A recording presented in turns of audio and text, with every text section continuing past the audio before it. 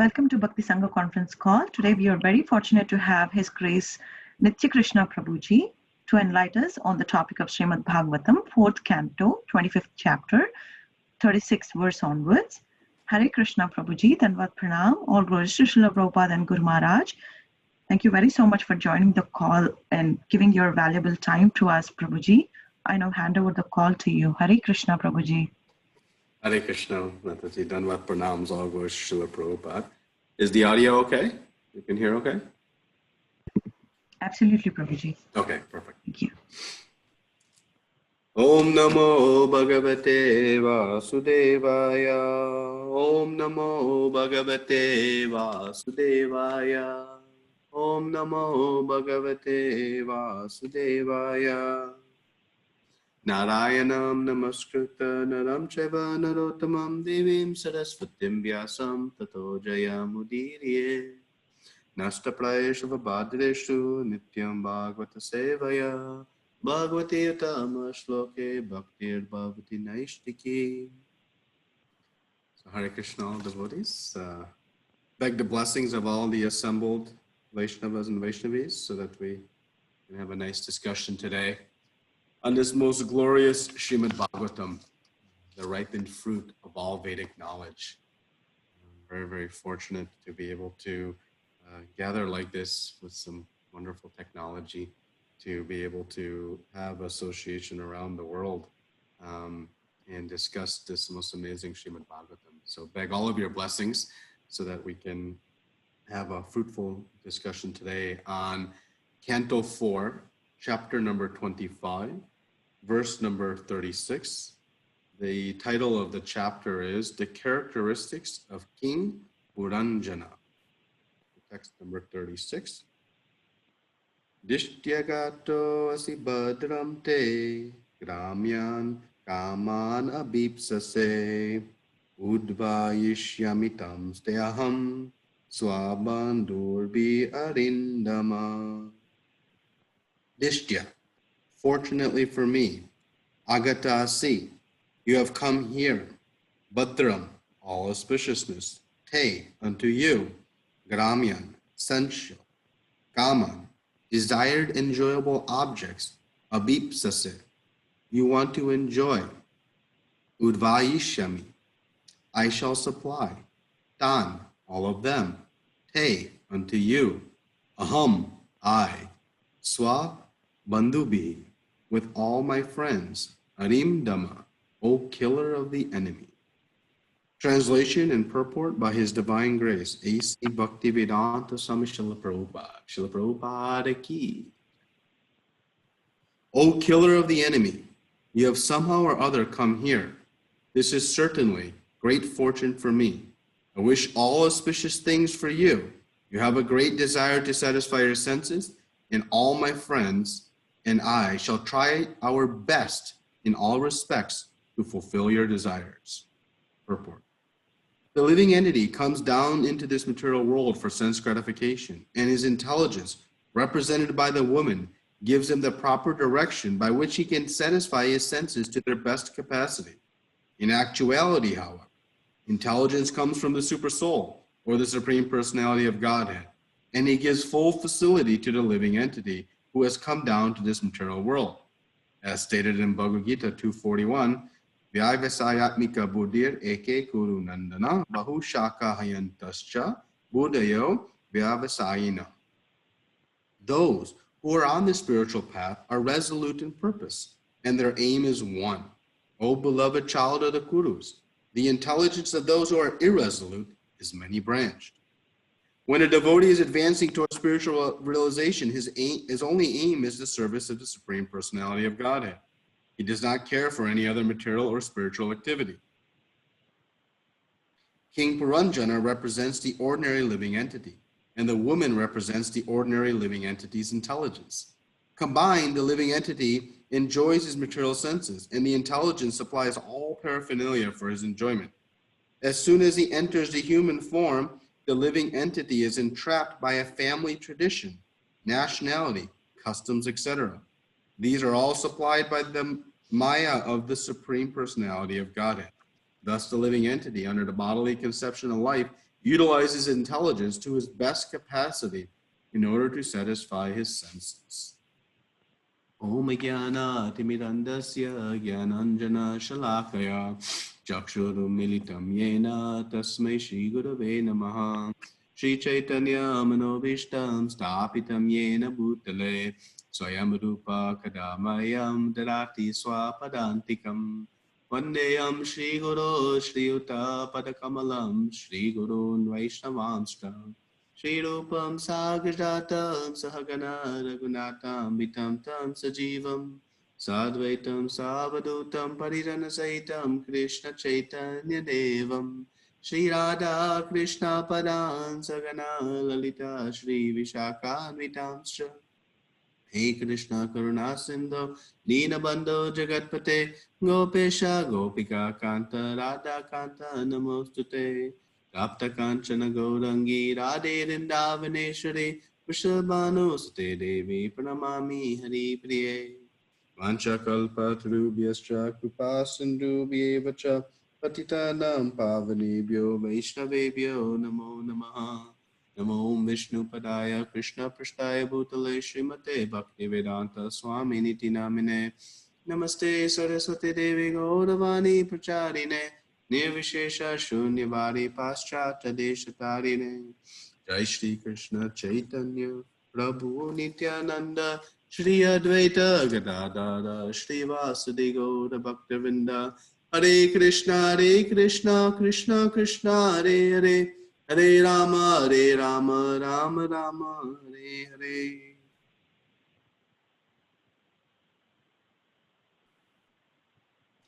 Hare Krishna. So I'll just read the verse again. O killer of the enemy, you have somehow or other come here. This is certainly great fortune for me. I wish all auspicious things for you. You have a great desire to satisfy your senses, and all my friends and I shall try our best ability in all respects to fulfill your desires. So again, we are in Canto 4, chapter number 25. And the beginning of this chapter, King Prachina Barishat, while his sons, the Prachetas, were performing their meditation under the sea, was executing many karmakanda sacrifices and was deeply absorbed in his material desires. And relative at least to this era, this was not such a pious position to have such sense desires. Certainly relative to today's condition, where there is so much unregulated sense enjoyment, King Prachina Barishat was doing quite well, again, relative to today's condition.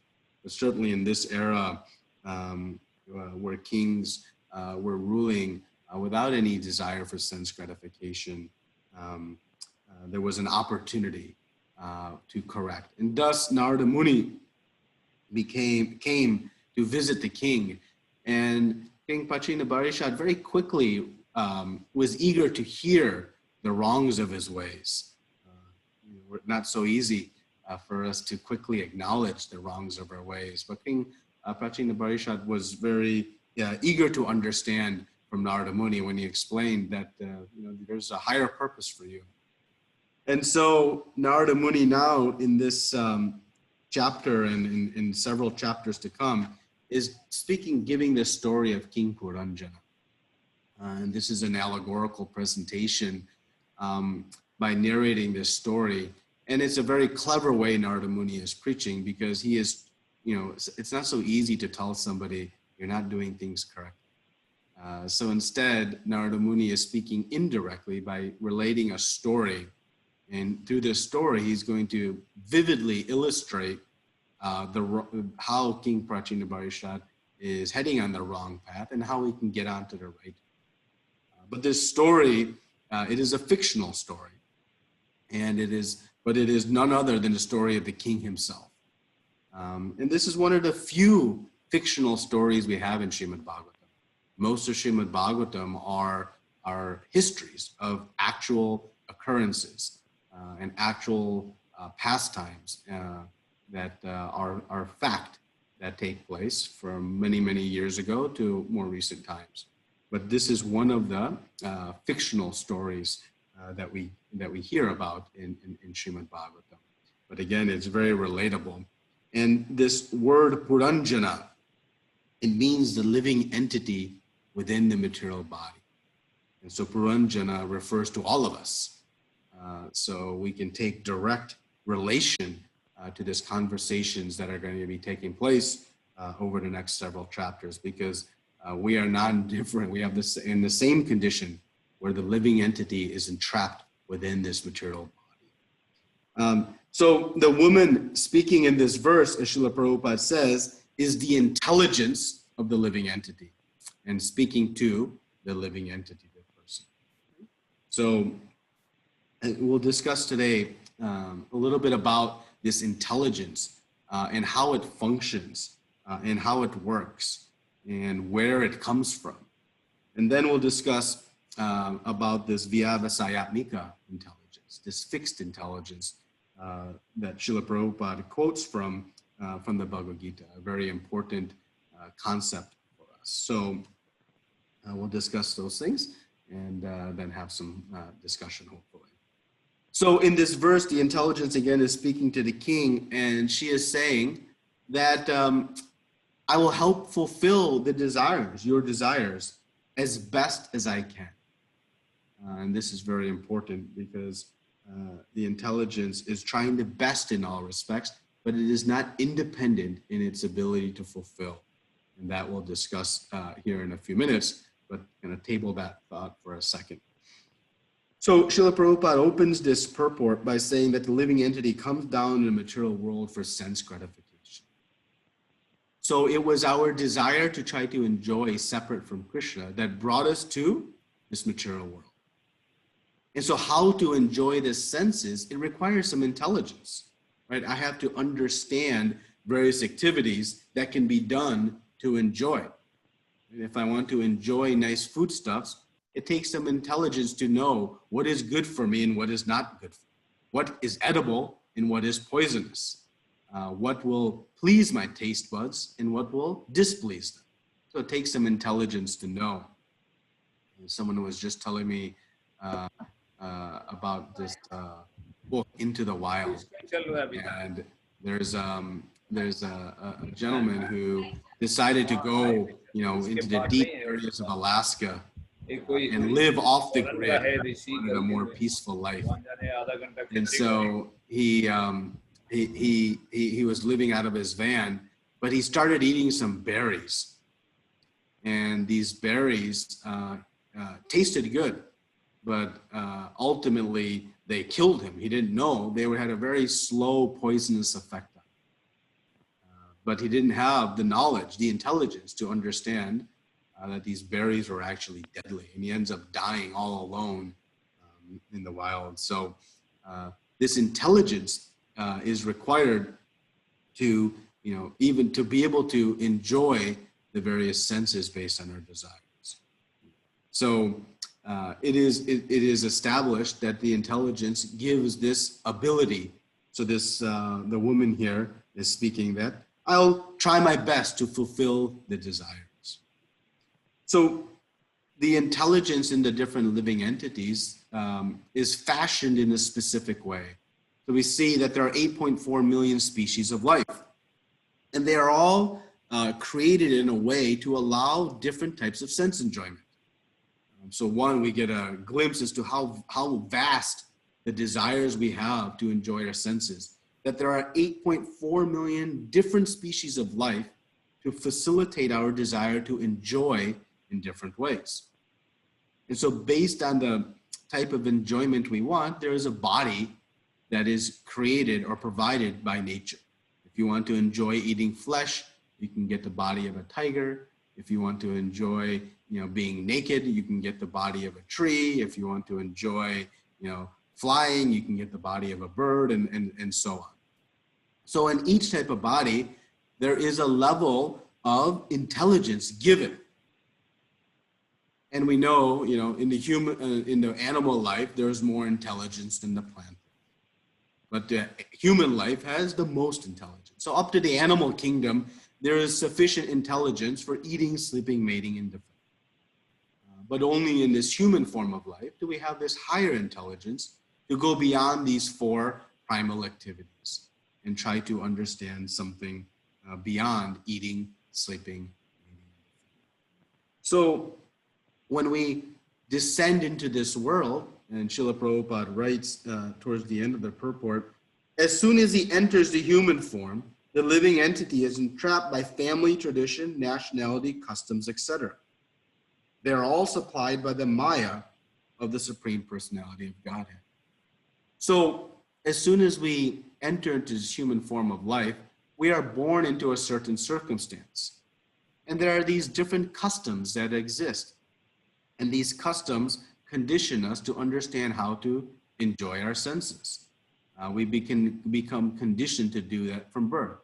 Most people, not all, but most in the world that are, eating flesh, meat eaters, they're doing it out of custom, out of social norm. That is what they were brought up to do. Maybe don't know any better. And we see various cultures promoting different types of activities. Some cultures promote, very heavy intoxication as a means of social interaction. Some cultures promote, very subdued means of expressing themselves, while others promote a culture of extravagant expression. And so we are born into different situations, and we become trapped by these different avenues to enjoy. And where do these come from? They come from Maya, this illusory energy. This illusion is there to try to give us the opportunity to try to experience something separate from Krishna. So, but we should not blame these customs or these nationalities that we are born into for our, entrapment in these various desires. It is actually due to our desire. So based on our desires, we are put into different situations where we can try to enjoy and experience the sense desires that we want. So just as the king is hearing that he has had many sense desires, and so the intelligence will try to fulfill them to the best of their ability. So now, how does the intelligence work? What is the kind of the function of this intelligence is important. So the intelligence is there to direct the mind. It is the decision maker. It is the discriminator. It makes choices amongst various options. So the mind gives many ideas, many desires. It is very fluid and flickering, and it is very rapidly putting out all of these desires. But the intelligence is there to decide what to do and what not to do. That is the role of the intelligence. Because we know the mind, 1 minute good idea, 1 minute a bad idea. But we have in the intelligence side. So in the Bhagavad Gita, Krishna speaks about the mind is either the friend or the enemy. When it is controlled, it is the friend. And when it is uncontrolled, it is our greatest of enemies.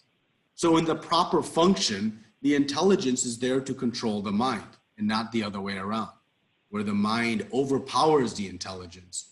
And now, due to weakness of intelligence, one carries out activities at the discretion of the mind. That becomes a very, very dangerous situation because of the various desires that are stored in the mind. So the intelligence is there, at least supposed to be there, to make good decisions on what to do and what not to do. Sometimes it agrees with the mind, but sometimes it has to say no. And when it functions in this way, it at least has some baseline of good existence. But the challenge is that the intelligence that we have, it makes decisions based on the knowledge it has acquired. And so if I appear in certain, sections of society, I may not know that what I am doing is good or bad. And so this is the key to the problem. That the intelligence, or the opportunity, I can say more positively, that the intelligence, it must be equipped with real knowledge. And thus we see the great glorification of this transcendental knowledge in Srimad Bhagavatam, in Bhagavad Gita, in Chaitanya Charitamrita, that this knowledge is there to equip the intelligence with the ability to make good decisions. at the end of the day, the whole Bhagavad Gita is there to help us make good decisions, to give us knowledge so that the intelligence can then decide, what to do and what not to do. So when we have this clear understanding of what is good and what is bad for us, it is easy to then achieve the desired outcome. So we see in Bhagavad Gita in chapter 15, Krishna gives this metaphor of the banyan tree, this giant banyan tree. It is representative of the material world. And the limbs of the trees are their different systems, and there are fruits on this tree, right? And the buds, and all these wonderful examples are given, and they represent the vast desires that the living entity has. And they are like unlimited, and you cannot see the beginning or the end of this tree, and the living entity is like trapped within it. And Krishna says that in order to get out of it, you must use a weapon. You use a weapon to cut your way out of, a giant mass of jungle. So the weapon, Krishna says, is detachment. So he says that you must, use the weapon of detachment to extricate yourself from this material world. Well, a weapon is as good as it is sharp. If I have a knife, but it is very dull, I can try to cut, but it won't be effective. So while the knife is there, its effectiveness is based on the sharpness of that weapon. So Krishna says in this 15th chapter that the weapon is detachment, but we must sharpen it. What is the sharpening agent of that detachment? It is intelligence.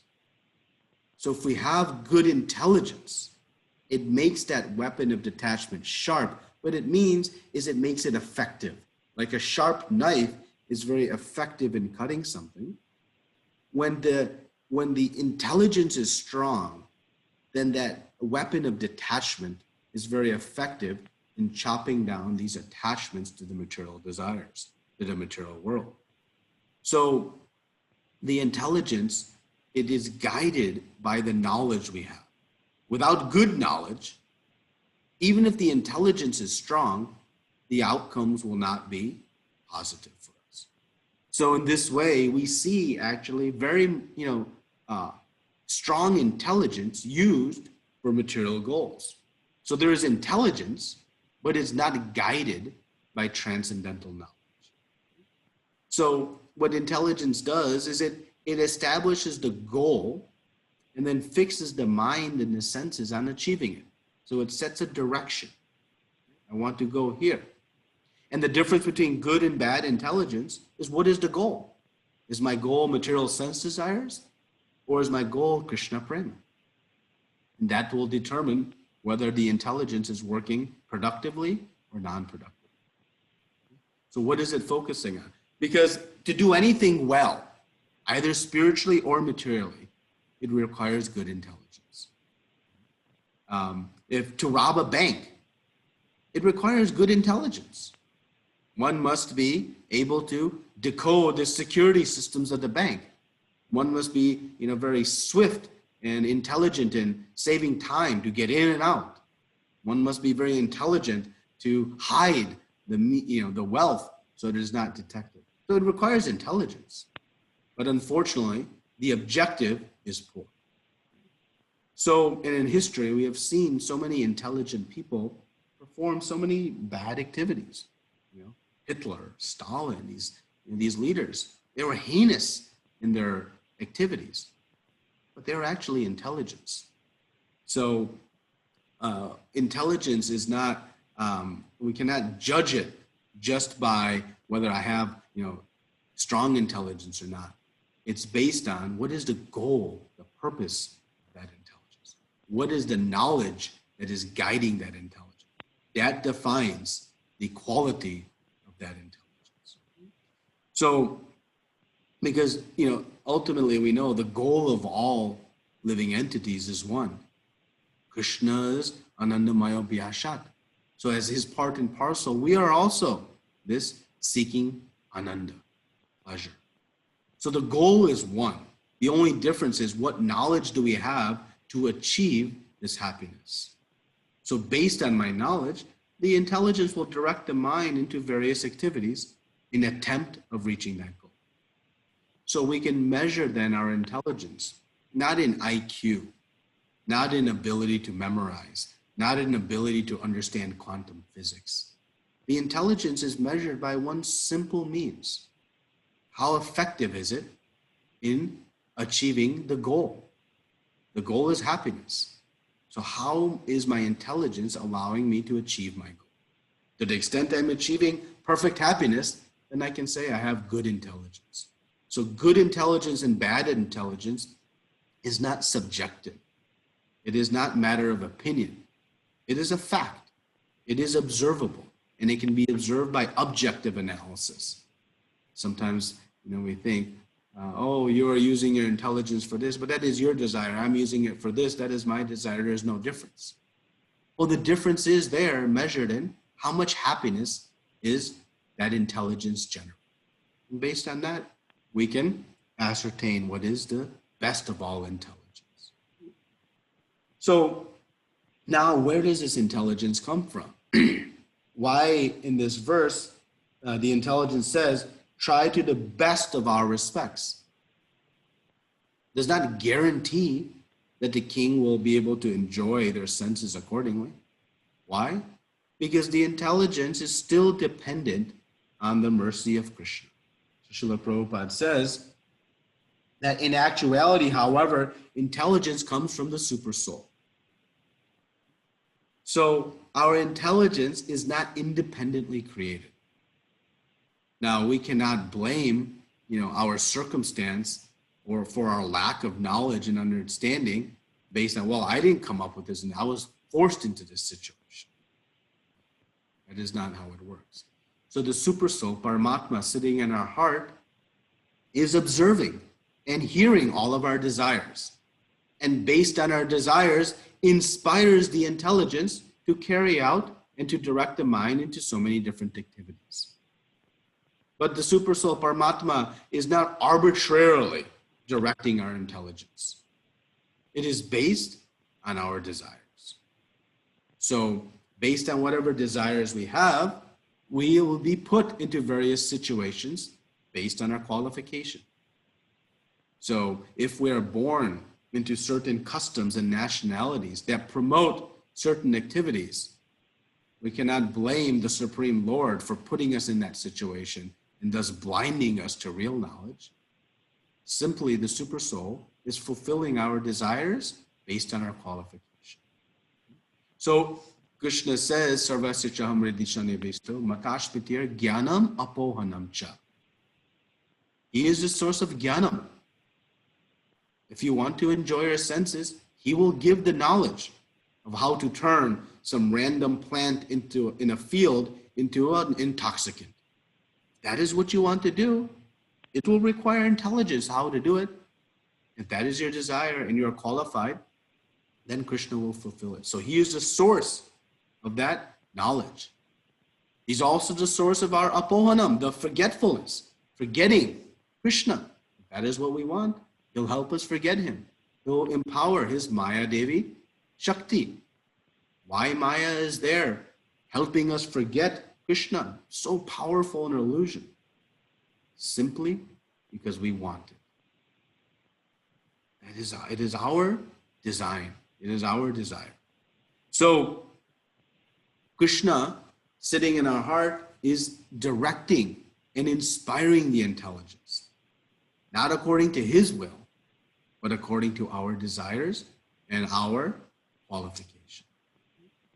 So we are not independently intelligent, either materially or spiritually. If we want to be materially intelligent, that will come from Krishna. If we want to be spiritually intelligent, that will also come from Krishna. And so we understand where the source of our intelligence is. So this intelligence, again, guided by the knowledge it has. And so we said the metric, the criteria by which we evaluate the best of all intelligence is based on the result, how much happiness it can achieve, because that is the goal of every single living entity. Nobody uses their intelligence to say, let me bring unhappiness upon me now. No, with our intelligence, we're trying to solve all the problems of life. We're trying to bring eternal bliss and happiness. That is the goal that we are trying to make with this intelligence. So now Srila Prabhupada gives us the understanding in this verse of what is the best of all intelligence. And he quotes this verse from Bhagavad Gita, this vyavasayatmika buddhi, this firm, fixed intelligence. So let us discuss now a little bit from this second chapter, verse 41, this vyavasayatmika buddhi. So fixed, one-dimensional, the verse reads that those who are on the spiritual path are resolute in purpose. Resolute means they are fixed. They have strong conviction, like we make New Year's resolutions. And we make these resolutions. I am going to do this, that, and the other. And by May 24th, how many of those resolutions are alive? Actually, we can't even remember them. That is how futile most of them are. But what does this fixed, one-dimensional mean? It means it is the only goal. Right? Just like a man who is so driven by money. When thoughts come of taking a vacation, no, I have to work. When thoughts come of doing some relaxing activities, no. Thoughts come of spending some money in philanthropy, no, I have to go. Just single, one-minded focus. But this is not vyavasayatmika intelligence, because that intelligence is one-dimensional in a material goal. As Krishna says in this verse, the intelligence of those who are irresolute is many-branched. So without vyavasayatmika intelligence, actually, we become many-branched. We can have so many different desires, But when we inquire the intelligence that the only means to happiness is serving the Supreme Lord, there is no other way, then we have perfect intelligence, fixed intelligence. This is this vyavasayatmika intelligence. When it's strong, it fixes on one goal. When the mind flickers and gives all kinds of different ideas, the intelligence doesn't pay attention. It says, no, we're focused on our goal. And when we come to understand that it is only devotional service that can make one truly happy, truly perfect in life, then one is acquired this. And Srila Prabhupada opens the purport with a very wonderful statement. And this is again from Bhagavad Gita, verse 41. A strong faith that by Krishna consciousness, one will be elevated to the highest perfection of life is called vyavasayatmika buddhi. Every living entity is looking for perfection of life. But there is only one means to get it, and that is through Krishna consciousness. So Prabhupada says, a strong faith that by Krishna consciousness, one can achieve the highest perfection of life. This is vyavasayatmika intelligence. This is the best of intelligence. When we have this strong faith. Because when we don't have strong faith, what happens is we become multi-branched. We pursue a little bit of this, a little bit of that, a little bit of this. And what happens? What is the downside of that? Is that my energy, my endeavor becomes divided amongst many different activities. Just like if I'm trying to pull, two big stones, one from this direction, one from that direction. If I'm pulling in two different directions, my ability to move either is limited. But now if I have only one goal, one purpose, and I am pulling this stone, I can make great progress. So when we come to have this intelligence, that the only means of success in this life is by my Krishna consciousness, then I can actually make very rapid progress because all of my energy is very determined and fixed in this goal. And when the mind starts to wander, and when the mind starts to give all kinds of other ideas. There's no risk, no fear. Why? Because the intelligence is there to control the mind, to say no. So sometimes we wonder, how to cleanse the mind of all these thoughts, and how, we're ever going to overcome these random ideas that pop up in our mind. Well, if we focus on developing this faith by acquiring some knowledge to guide the intelligence, then actually the mind can keep speaking whatever it wants, no risk, because the intelligence is there to control it and say, I'm not going to listen to you today. Krishna gives this example in the later part of the second chapter, where he says, let the mind flow like rivers flow into the ocean. The sage who's got a very steady consciousness, divine consciousness, is not disrupted by the flow of the mind. Just like an ocean is so vast, it is undisturbed as rivers pour into it. So similarly, if we have very good intelligence, fixed intelligence, this vyavasayamika intelligence, then we don't even have to worry about the different thoughts within the mind. They'll naturally be subdued by this strong intelligence. So this intelligence is very, very important, but it must be guided by knowledge. Knowledge that we see throughout Srimad Bhagavatam, throughout all our Shastra, that we are part and parcel of Krishna, and the only means of success is by serving the Supreme Personality of Godhead. Otherwise, we'll be subjected to the position of where King Prachinibarishat is, with all of these sense desires. The intelligence will go and try to fulfill those. So this vyavasayamika intelligence now, Srila Vishnu Chakravarti Thakur comments on the meaning of this. He says that vyavasayamika specifically means for us to be fixed on the instructions of Guru. To the extent we are determined and fixed in the instructions of the spiritual master, we are considered to have this fixed intelligence. So now we have a very practical understanding of how strong is my vyavasayamika intelligence. To the extent I am determined and fixed on the instruction of Guru. Why? Because Guru is giving instructions of how we can engage in the service of Krishna, how to be engaged in Krishna consciousness.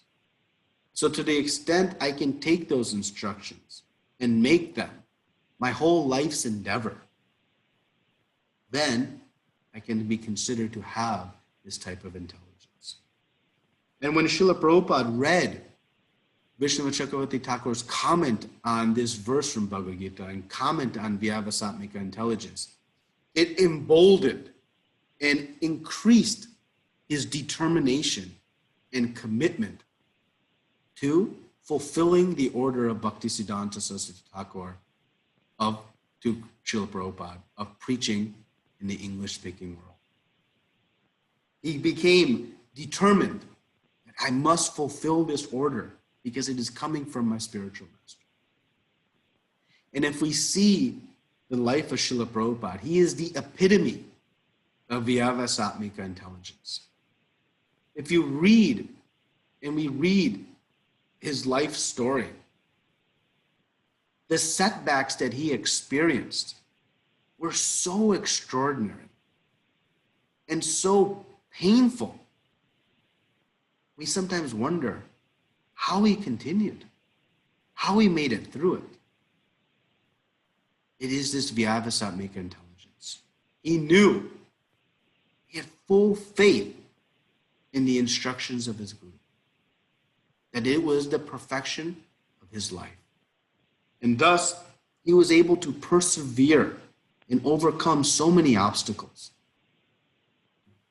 His business collapsed. His transcripts from Bhagavad Gita were, traded for some tea and cookies. His Jhansi League, the place was taken away.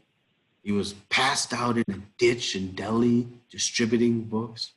He had to sit in a stairwell and begging for passage on a steamship, suffering heart attacks, crossing the oceans, enduring great separation and loneliness in New York in the early days, having to use the skin, the thick skin of watermelon as a type of sabji because he had no funds, no access to foodstuffs. Extraordinary difficulties. How he remained so enthusiastic is Vyavasatmika intelligence. He was fixed in the order of a spiritual master. And Srila Prabhupada's intelligence in creating this International Society for Krishna Consciousness is so extraordinary. How he was able to manage an international organization with basically young children assisting him is beyond remarkable. His ability to manage without internet, without cell phones, with limited technology that we have today, he was able to manage this. It was with great intelligence. But that intelligence was fixed in the order of his spiritual master. So we see in this verse, and we'll continue to hear about how the intelligence is guiding the living entity. If we work to acquire this knowledge, then we can make this intelligence very, very positive for us, because intelligence alone can be used for both good and bad means. But when we come to the point of understanding that it is only our spiritual life, only Krishna consciousness that can help us achieve our goal of perfection of life, then it can be said we have intelligence. So this is a little bit on verse 36. Thank you very much. Srila Prabhupada ki jai. Ananta Koti Vaishnavinda. Any comments, discussion, corrections, clarifications?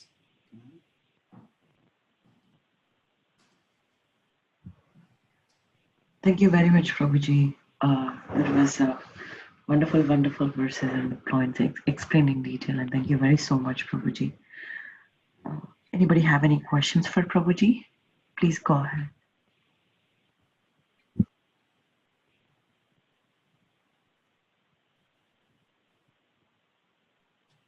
Hare Krishna Prabhuji. Dandavat Pranam. Hare Krishna. Prabhuji, thank you so much for a wonderful class. It was very nice to hear about intelligence and knowledge and desires and everything, how they're all connected. Prabhuji, in the purport of Srila Prabhupada, he mentions that when a devotee is advancing towards spiritual realization, his only aim is the service of the Supreme Personality of Godhead. He does not care for any other material or spiritual activity. So why is spiritual activity mentioned here, Prabhuji? Yeah, nice question. So, there are different varieties of spiritual activities. To some degree, we can say that, King Puranjana's desires were being fulfilled by a type of spiritual activity. It is, he was following these karma kanda processes, which are contained within the Vedas. But the goal of those activities is for one's self-pleasure.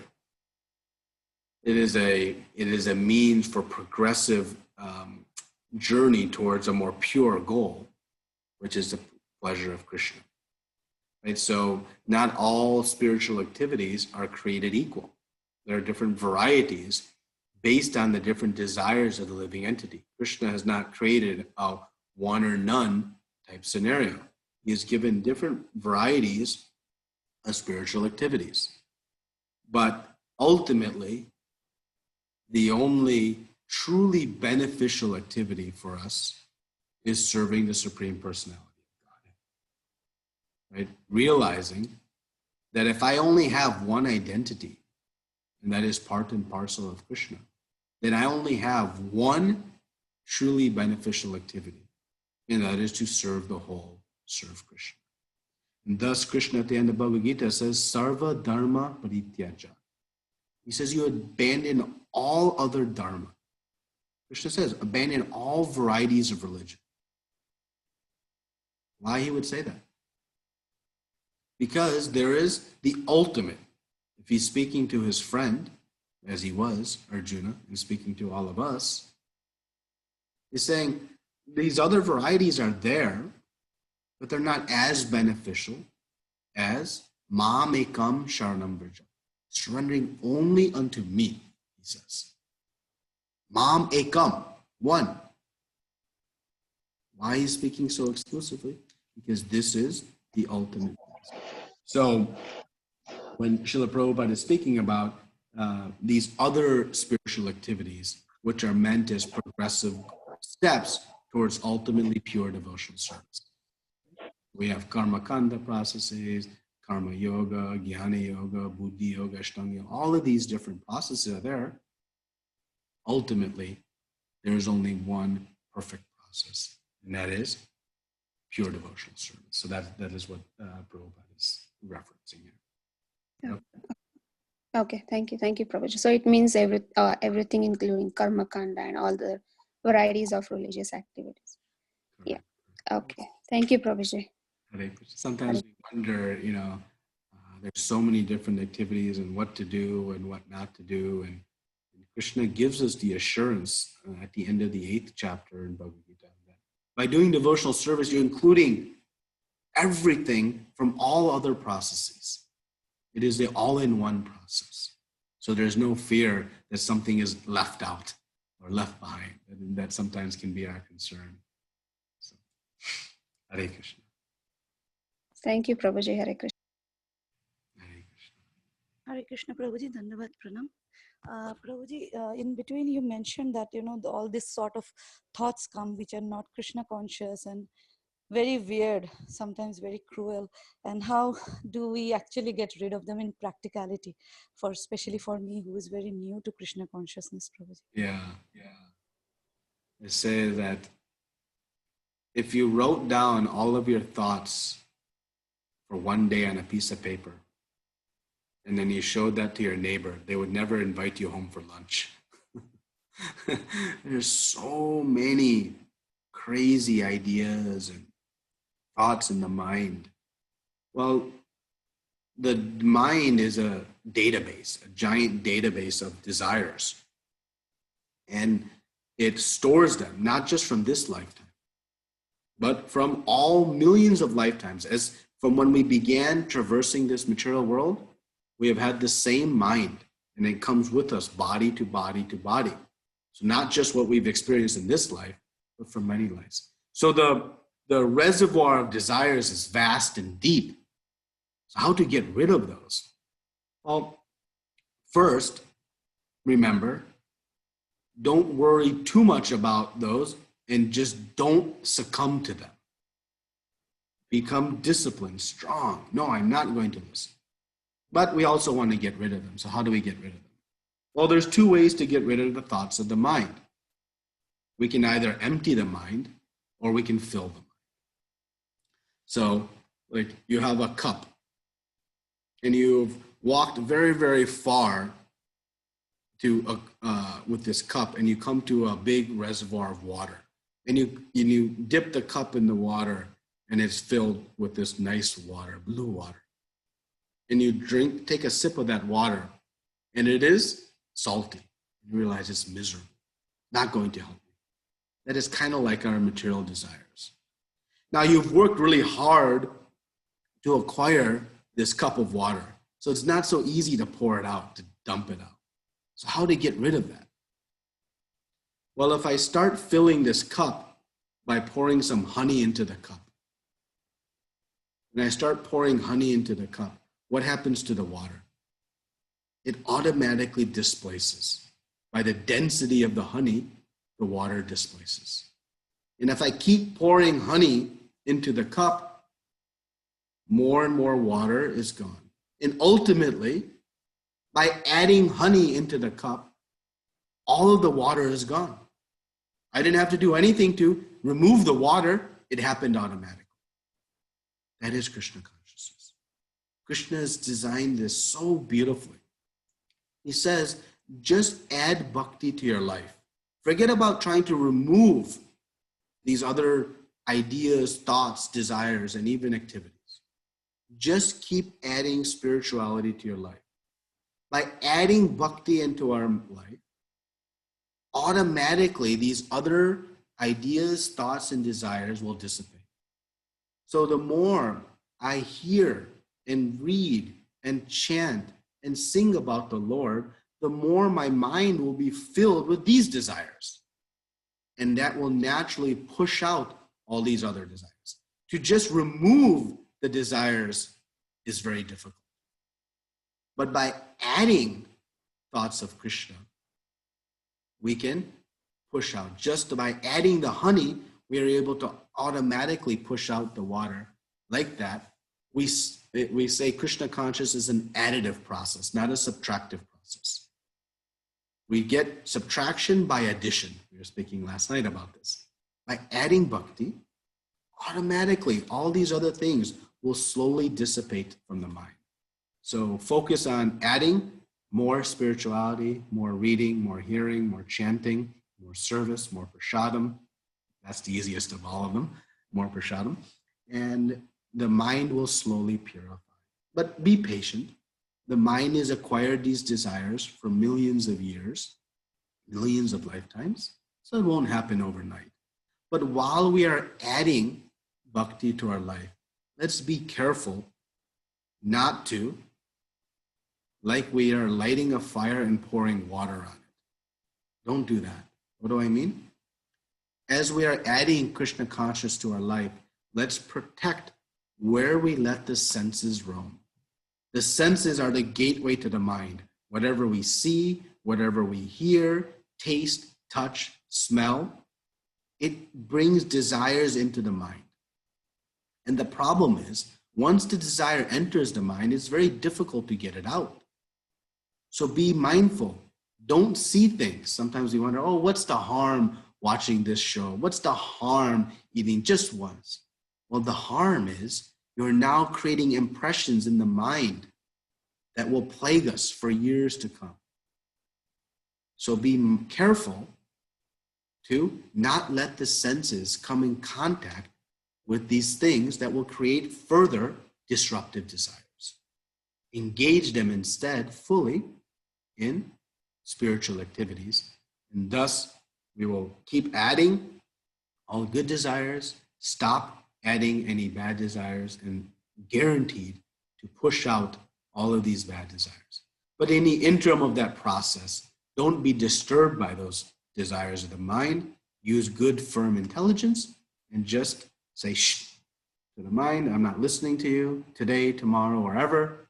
I'm going to keep doing what I know is best. Is that okay, ma'am? Is that okay, ma'am? Yes, Prabhuji, thank you so much. Beautiful answer. We'll try to practice it, and thank you so much again. Koti Koti Dandavat Pranam, Prabhu. Hare.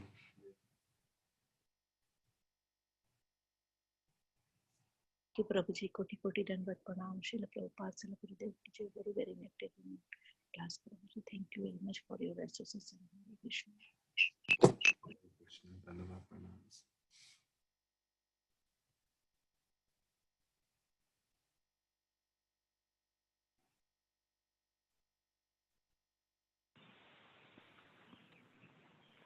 Yeah, Hare Krishna Prabhuji, Dandavat Pranam. Hare Krishna. Thank you, Prabhu. Thank you, Prabhuji, for your a simple but very effective class. Prabhu, my question is like in our this Vyavasayatmika verse, right? A basic question. In Grihastha life, we are multi-branched, Prabhu. Thinking about future plans, thinking about kids' education, thinking about work. Devotion becomes just a small part, but not a major part. So that's what I struggle with, Prabhu. Yeah, beautiful birds in the background. So in the practical application of spirituality in Grihastha life is we make all of our grahastha responsibilities part of our Krishna consciousness. I was asked this question last week in a class that, how come in grahastha life we're considered part-time devotees, but in brahmachari life we're considered full-time devotees? That is not accurate. To suggest that one is full-time, one is part-time is not based on ashram. It's based on consciousness.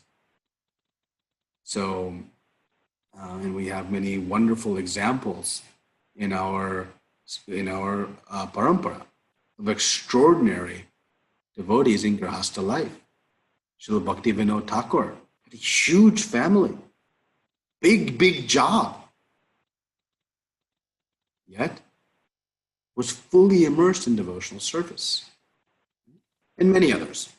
So what we have to learn and understand is, when I am going to the office, I'm maintaining my career. What is the goal of my career? Is it to enjoy my service or to serve Krishna?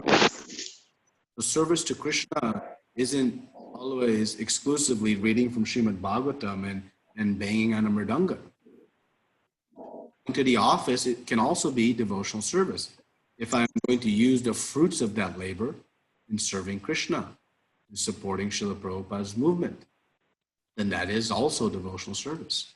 If I am attending to the needs of my family and I'm raising them in Krishna consciousness, trying to connect them back to their eternal father. We are just temporary mothers and fathers. We are like chaperones. But their eternal mother and father is Krishna and Srimati Radharani. So if I am attempting to raise them in a means to connect them back to their Supreme Father, then that activity is also devotional service. If I'm maintaining my home and maintaining my home as a temple, and that is also devotional service. I'm cooking for the Lord. So every activity, or at least most, if the end result goal is Krishna consciousness, then actually everything we do in grahastha life should be devotional service. Yes, we may only chant our rounds for a couple hours a day. Maybe we get a little bit of reading in. So, that is an aspect, but that is devotional service, of course. But other aspects are also devotional service, is if our motive and our goal is right. Now, we can't just say, yes, I'm going to the office to serve Krishna, and then practically we go out and serve our senses. That doesn't work that way. But how it works is if I'm truly utilizing the results of all of these activities in the service of Krishna, then it is devotional service. So we can be, full-time. I don't really enjoy that word, so I resist that sometimes, but just in context of that question last week, in any ashram, it's based on how we utilize the results of the activities we're performing. I have only two options.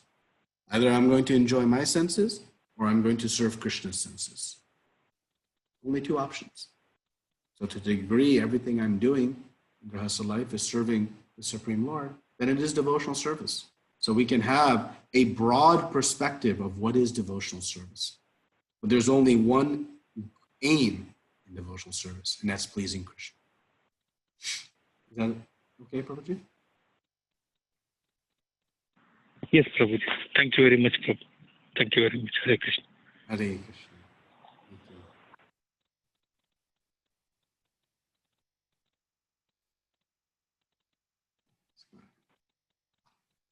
There's a question online.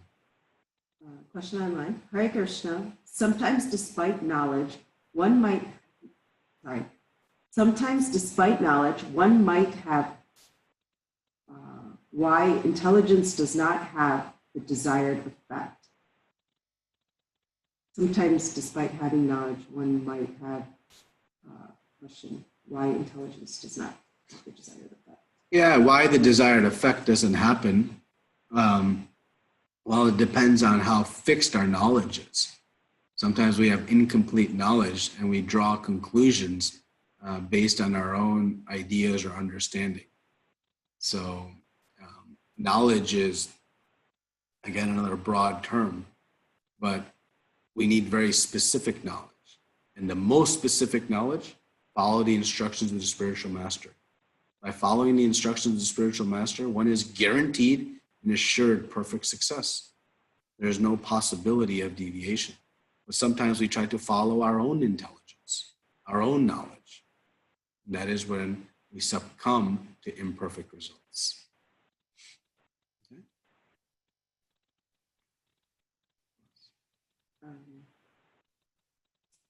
Hare Krishna Prabhu, taking birth as a human is the highest thing in the material planets. Then why Supreme Lord has kept the karma to affect human lives? So why karma affects the human form of life if that's supposedly the highest form of life and not others? Well, it is all commensurate with the ability. Because the human form of life has this higher intelligence to discriminate, to choose right from wrong, it is then held accountable for that decision. For the animals, they only can act on instincts. So if an animal kills, it is acting on instinct. And so Krishna does not hold that animal accountable because it's not fair, right? If my 2-year-old child breaks something in the house, I can't say, pay me the $5 for that glass. I can't hold the child accountable for something that is not, relative to their ability. So in the human form of life, we have this higher intelligence. We have this ability to understand. If we choose not to use it, that is our problem. But because we have this higher ability, then Krishna holds us responsible for our actions. And we are grateful that he does, because imagine living in a human society in which there were no reactions to the work we do. At least the threat of some punishment helps keep people's minds in check. But without it, this would be an even more dangerous place to live. So because of the ability of the higher intelligence, we are held responsible. Anything else? Hare Krishna, Prabhu, can you hear me? Yes, Prabhuji. So Prabhu, you gave this very nice analogy about this pouring the honey in that cup of water. So Prabhu, so sometimes like our desires to like read Bhagavad Gita and to hear or lectures, it grows like so much. Like there is so much content available online. Like I keep saving so many lectures like in my Facebook folders and YouTube. So the desires grow so much, and I want to hear everything about devotional and read so many books. And so Prabhu, sometimes like it creates so much stress that, oh, I am not able to hear that. And then also the challenge is to apply that knowledge, and also sometimes like neglecting my duties as a grihastha as well, because I want to devote more time. So Prabhu, how do we handle that stress, like which goes like, because the regular activities needs also to be done, and then that also grows so much. Yes. So a few comments on this. Thank you for your nice question. First of all, don't try to find the bottom of an ocean. You won't find it. This nectar of Krishna consciousness is unlimited. So sometimes we stress, I have to finish this. There's no concept of finishing. It is eternal and unlimited. So just take each day by day and relish the sweetness of Krishna's pastimes. But don't think, if in 5 years I spend X number of hours a day, I can understand it all. Ananta Shesh is still with millions of mouths glorifying Krishna's qualities, and he has not even scratched the surface. So we don't stress that, I need to finish it all, but it is good that you have a strong taste for hearing. This taste for hearing is critical because by hearing, the attraction for Krishna grows and the mind becomes absorbed in these thoughts, and we displace the other thoughts, and it facilitates great progress in devotional service. So for this taste for hearing is one of the measures. How intensely and eager am I to hear is a measure of our progress in devotional service. Now, as you rightly said, application is critical. Sometimes we go on hearing and hearing and hearing and hearing, but having some deeper level of hearing, meaning hearing with attention, with introspection, with how I can apply this, is very beneficial. So, like our japa, we want to do attentively and clearly without any distractions, no multitasking, no two-handed japa. One hand on the steering wheel, one hand on the phone, one hand on the pot and the stove, one hand somewhere, and the other hand in the beat. One-handed japa, right? We want to do. Similarly, hearing also, if we do some amount of dedicated hearing, the benefit of these technology mediums is we have access to so much information. But there's also the other side, which is it can breed inattentive hearing.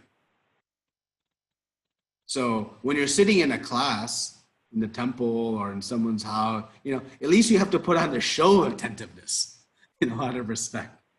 But behind the black walls of black screens and red muted microphones, we can do anything.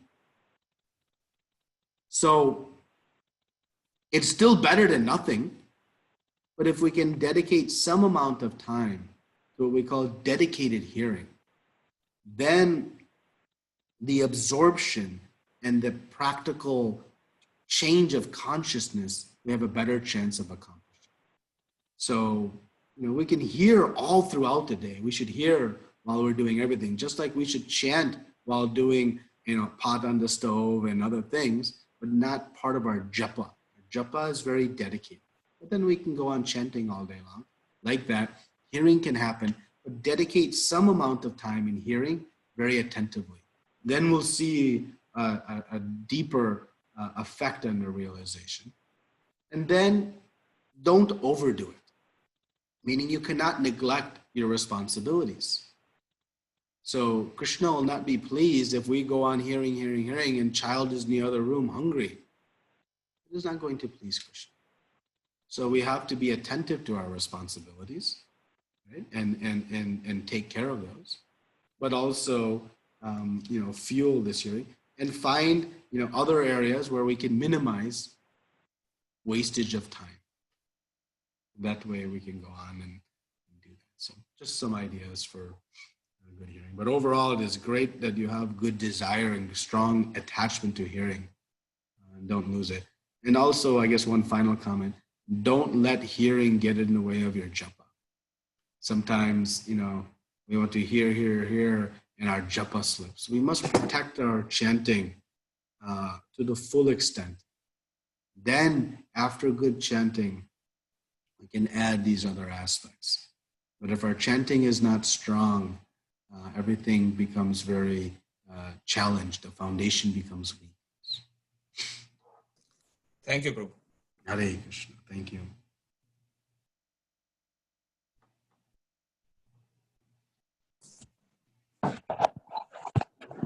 Thank you very much, Prabhuji, for your time, beautiful class, and wonderful analogies. Thank you for the nice question answer session as well. Hare Krishna.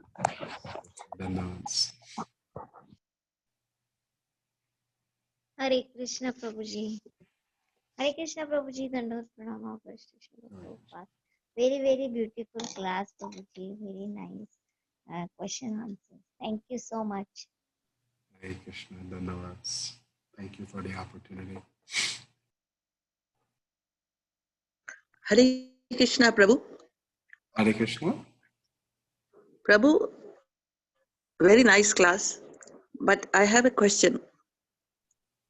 That we are told to do everything for the pleasure of Krishna. For example, when we are cooking food for us, we are doing it in service of Krishna. But eventually, when we think of it, whatever we are making for our own taste and for our own self. And only that we offer to Krishna. Mhm. How do we come to know that what our taste is also Krishna's? Yeah. And I have a second question, Prabhu. Yes. That I have been listening to these lectures and I have been trying to be very attentive also during japas. But how does one realize that you are in the right path or you are progressing? Okay. So your first question, yeah, there's a practical aspect of, particularly in Grahastha life. So in the home experience, yeah, we cook things that'll be palatable to the children so they're not create a fuss. We cook things that, will be nutritious and providing the right substances and that. And that is the practical aspect of it. So, we still do for praying for Krishna. But then, like when we go to the temple and we serve and we cook, we should be cooking exclusively for the pleasure of Krishna. Some cooks, when they cook for Krishna, they're cooking Rajbhog or cooking something, they'll not honor the meal. They'll only honor little bits of each to confirm if they made any mistakes or anything, but they won't cook. They won't eat. Because it's difficult to separate the idea that I'm going to eat this ultimately. Even they know it's going to be offered to Krishna. So, in the temple, the standard, the threshold we can increase because we are serving there for Krishna. So we try to be very clear and we follow the leaders, the guide, the senior devotees. What does Krishna want to eat? What will he enjoy? And we cook accordingly. At home, there's a practical limitation. And so, there's I guess we can say a Grahastha life concession that we have to be a little bit practical, but we still try to endear the spirit of Krishna. I'm hoping you'll enjoy this. I realize that I'm doing, cooking some things to help facilitate the needs of my family, but I'm hoping you'll enjoy it and we can be practical. In terms of measuring our progress, Bhaktisiddhanta Thakur gives this metric that we can measure our progress in devotional service by how much we have detached from our material pleasures. Now, we don't measure how much I've detached, in daily increments, but in some, reasonable increments. You look 6 months ago. Do I have more material attachments today or less than 6 months ago? If my material attachments are less, then by definition, I have more spiritual attachments. I'm making progress. If my attachments are about the same, well, I'm not making as much progress. And hopefully they're not more. But that's how we can know that we are making progress in devotional service. And so, by continuing to hear, continuing to chant, don't worry, you'll make progress, and you can know it by this criteria, the extent of my material attachments. They should be going down in time and have realistic expectations. Rupa Goswami says, Utsaha nischay daryat. Daryat, be patient. The results will come. It'll take some time. Is that okay? Thank you, Prabhu. Thank you very much. Hare Krishna. Hare Hare Krishna. Krishna. Hare Krishna, Prabhu. Please accept my humble obeisances. A wonderful lecture, Prabhu, and wonderful question session. I also have a question, Prabhu. I also wanted to hear and a lot of interest that I want to hear and I want to do, but with other things going on, sometimes I won't be able to hear, and I'll be hard on myself. I'm unable to hear, and then feeling guilty, not able to hear. And I have other problem where practical application of the hearings, what I hear, and apply in my day-to-day life.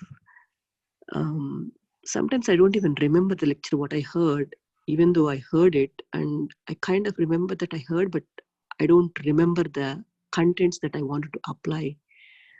How to overcome that difficulty, Prabhu? Hare Krishna. Hare Krishna.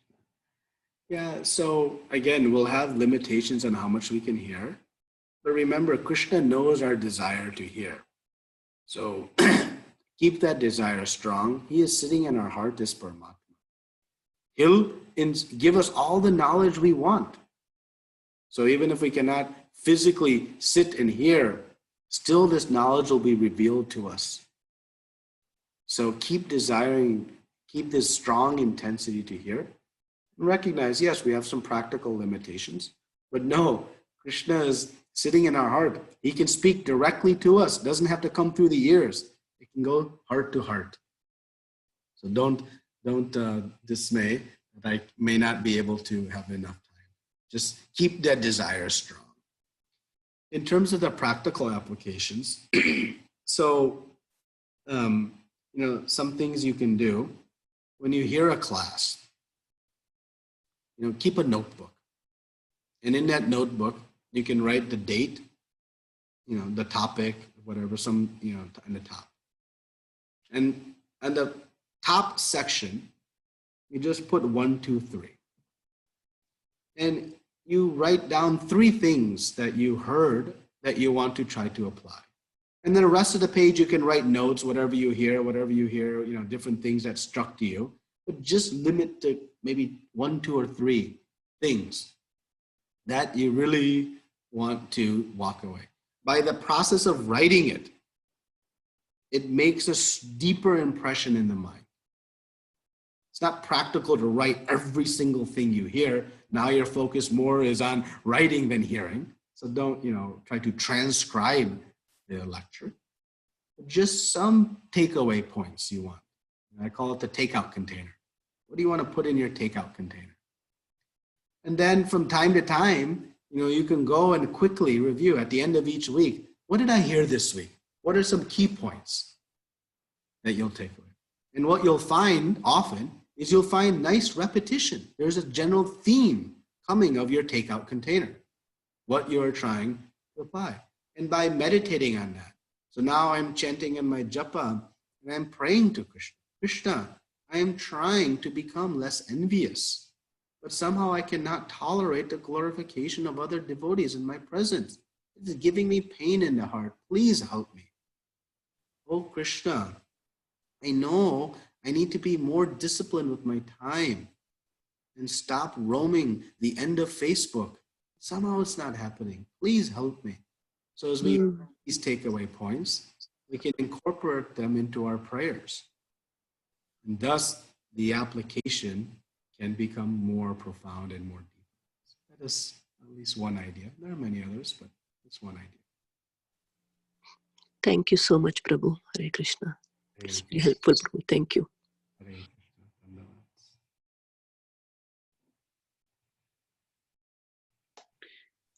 Hare Krishna Prabhu, thank you so much, Prabhu, for a wonderful class. I wanted to, could you please share something about how we can see the improvement in our chanting of the japa, Prabhu, and what are the steps we can take to improve also? Yeah, so many things to speak about. Well, first things first, attend a japa retreat. It's really a powerful experience to enhance the quality of our japa. So the first step in improving the quality of our japa is to have desire to improve the quality of our japa. So that is an important, that we recognize the importance of not being mechanical in our japa, but that there is a quality factor that is very important in transforming the heart. So what defines quality of japa is, our attentiveness to Krishna at the time of japa. Right? So when we are chanting, we are calling Krishna. He is coming right in front of us. Am I attentive to him? If you invite somebody to your home, they're seated on your sofa, and then you are out doing all kinds of other activities. Is that considered a polite and courteous thing to do? You invite them into your home, and then you don't pay any attention to them? You ignore them? No. That is like our inattentive chanting. We're calling Krishna. He's dancing on our tongue, but my mind is thinking what I have to do at 11 o'clock, what I'll eat for dinner tonight. Oh, I have to call this person. I have to do that. Exactly, that is what is happening. The mind, to the extent it is focused on that which we are doing, calling out Krishna, that is the metric of our quality. So how we can improve the quality, how we can improve the meditation on Krishna, consistent timing of chanting is important. Whatever is really important to us in our life, we do consistently. If you're sick and you're very sick, and the doctor says, take these pills at 4 a.m., noon, and 6 p.m. What time you'll take those pills? Exactly 4 a.m., 12 p.m., and 6 p.m. Because you're sick. So you want to become free of that. So you'll be very consistent. If you have a flight to go to vacation or go home, what time you'll reach the airport? You'll reach early because you don't want to risk missing the flight. It's important to you. So if we make japa very important to us, we can't say it's important, but then chant whenever we feel like it. Chant in between the gaps in the day we have. Chant when it's convenient. If it's important to us, we make it a priority. And if it's important, then we'll do that first before all the things. So chanting, first thing in the morning is very, very powerful for our chanting because it brings a sense of this is my priority. This is my, first thing in life I need to do. So, regular chanting is very powerful. Chanting in Sangha like we have here, in association of devotees, where we inspire each other to take to the shelter of the holy names, can improve the quality. So, chanting out loud with clear enunciation of each syllable, very powerful. So like this, but remember, practice makes perfect. Each day, just try to get a little bit better than yesterday. Don't strive for perfection overnight, but strive for perfection. Hold both of those firmly in our hands and drop the cell phone and drop all other things and just focus those 2 hours, whatever time you take, in your chanting. Some ideas. Sure, Prabhu. Thank you so much, Prabhu. Hare Krishna. Thank you, Prabhuji.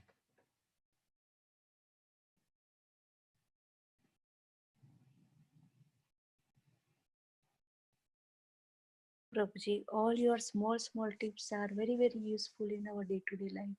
Thank you very much for correcting us, guide us, inspiring us. Hari Hari Gauranga Dandavat Pranam. Hare Krishna. Dhanavats. Thank you.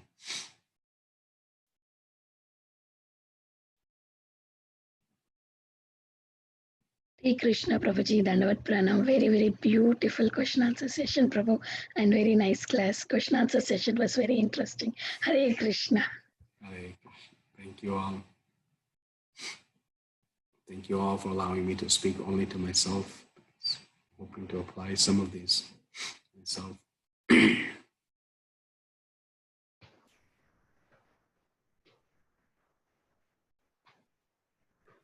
Anybody have any questions for Prabhuji?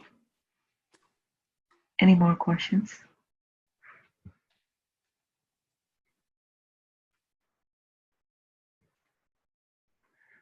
If nobody have any questions, we can end the call here. But once again, thank you very so much, Prabhuji.